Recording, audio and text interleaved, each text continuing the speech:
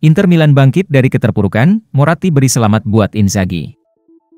Mantan pemilik Inter Milan, Massimo Moratti memberi ucapan selamat kepada pelatih Simone Inzaghi setelah berhasil membawa Inter bangkit dari keterpurukan dengan mengalahkan Barcelona di Liga Champions.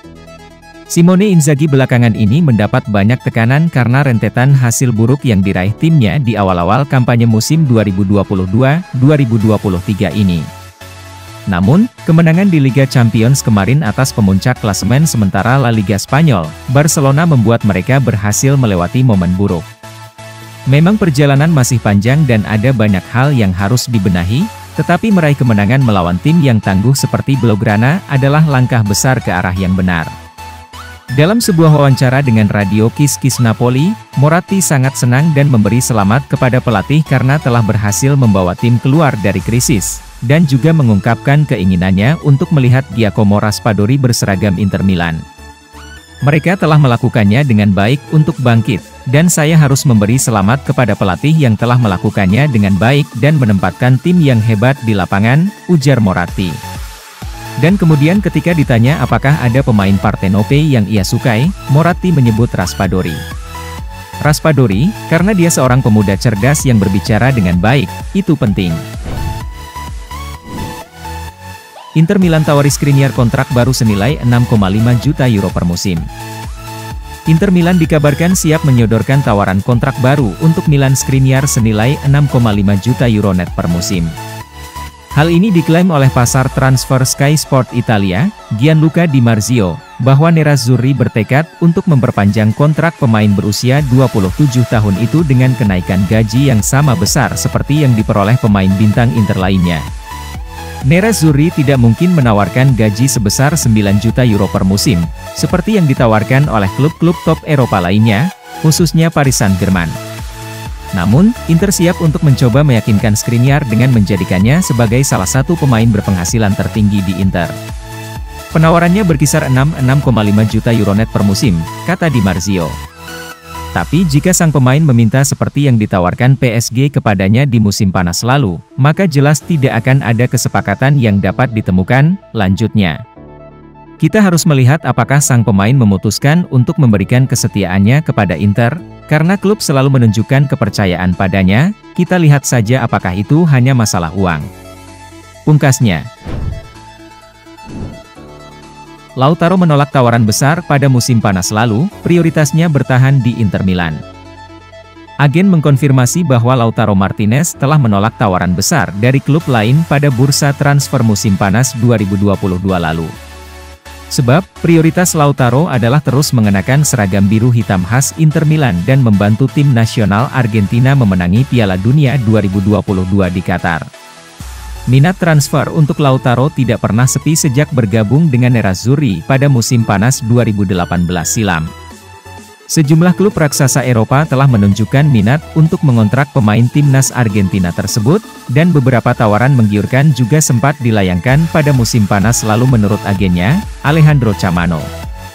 Namun, seperti yang dijelaskan sang agen dalam sebuah wawancara dengan media Argentina, TC Sports, bahwa kepindahan kliennya itu tidak mungkin terwujud karena fokusnya selalu tertuju pada Nerazzurri. Lautaro memulai musim sebagai bagian dari proyek yang luar biasa, bersama Inter yang telah dibangun untuk menjadi kuat, ujar Chamano. Dia adalah salah satu dari 10 pemain teratas di dunia. Meskipun saya telah menerima banyak tawaran, tapi dia memiliki dua prioritas hingga akhir musim yaitu Inter dan tim nasional, dia dewasa, memiliki keluarga yang hebat di sampingnya, dan dia memiliki lingkungan yang tenang dan penting. Dia merasa dicintai oleh orang Italia dan Argentina. Ditanya tentang apakah ada minat nyata pada El Toro dari klub raksasa Jerman, Bayern Munchen, Chamano menjawab, saya tidak akan terkejut, karena seperti yang saya katakan, selalu ada tawaran. Tapi benar Lautaro punya ide yang sangat jelas. Fokusnya adalah pada Inter dan Piala Dunia. Di jendela transfer terakhir ada peluang untuk pergi dengan tawaran yang sangat signifikan. Lukaku masih absen, Inzaghi berharap Korea pulih saat laga kontra Sassuolo. Pelatih Inter Milan, Simone Inzaghi berharap strikernya, Joaquin Correa bisa pulih dari cedera sebelum laga melawan Sassuolo pada akhir pekan ini. Sebagaimana dilansir FC Internews, bahwa belum ada kejelasan apakah Korea akan cukup fit untuk tersedia di skuad Nerazzurri di laga pekan ke-9 Serie A 2022-2023 melawan Sassuolo pada Sabtu, 8 Oktober 2022. Malam waktu Indonesia Barat. Inter sudah diterpa masalah di lini serang mereka dengan absennya Romelu Lukaku selama beberapa minggu terakhir karena cedera paha. Sekarang, masalah Nerazzurri makin parah setelah penyerang lainnya, Joaquin Correa juga mengalami cedera saat melawan Barcelona di ajang Liga Champions pada Rabu, 5 Oktober 2022. Inter pun mengumumkan kondisi ex-penggawa Lazio tersebut usai laga. Pemeriksaan klinis dan instrumental untuk Joaquin Correa setelah pertandingan kemarin melawan Barcelona. Bagi striker Nerazzurri, ada cedera tendon di lutut kirinya. Kondisinya akan dievaluasi dari hari ke hari, demikian bunyi pernyataan klub Nerazzurri. Masih harus dilihat berapa lama waktu yang dibutuhkan untuk pemulihan pemain asal Argentina berusia 28 tahun itu, tetapi Inzaghi berharap Correa cukup fit untuk setidaknya tersedia di bangku cadangan pada hari Sabtu melawan Sassuolo. Sementara itu, Lukaku masih belum fit sehingga tidak akan tampil melawan tim Neroverdi.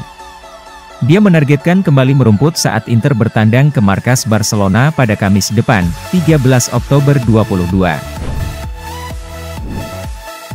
Fans Barcelona kirim pesan mengancam ke pacar Alessandro Bastoni.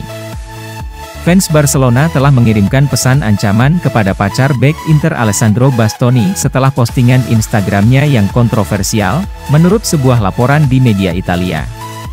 Seperti dilansir FC Inter 1908, banyak dari fans klub Katalan itu tidak menerima kekalahan dengan baik dan mengecam pasangan Alessandro Bastoni yang tidak ada hubungannya dengan kontroversi tersebut.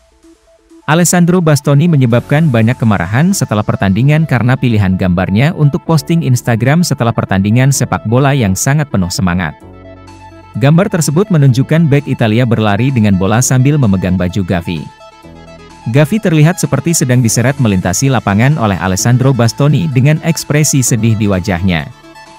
Email telah dikirim untuk mengancam membunuh bek Italia, atau tempurung lututnya menyusul kemenangan 1-0 untuk Inter. Federico Di Marco menjadikan sayap kiri Inter miliknya dan menjadi contoh. Federico Di Marco telah menjadikan sayap kiri di Inter sebagai miliknya musim ini dan dia menjadi contoh bagi pemain lain di klub, menurut sebuah laporan di media cetak Italia hari ini. Seperti dilansir Corriere della Sera, bek sayap asal Italia itu menjadi bintang bersinar di Inter musim ini dan dipastikan menjadi pilihan utama di posisinya. Ini merupakan pencapaian besar mengingat Robin Gosens diharapkan mengambil tongkat estafet dari Ivan Perisic dan menjadi pilihan utama di posisi itu, dengan Federico Di Marco sebagai cadangan. Dikatakan bahwa Federico Di Marco adalah jiwa Italia tim dan memberikan contoh yang harus diikuti oleh orang-orang seperti Alessandro Bastoni, Matteo Darmian dan Nicolo Barella.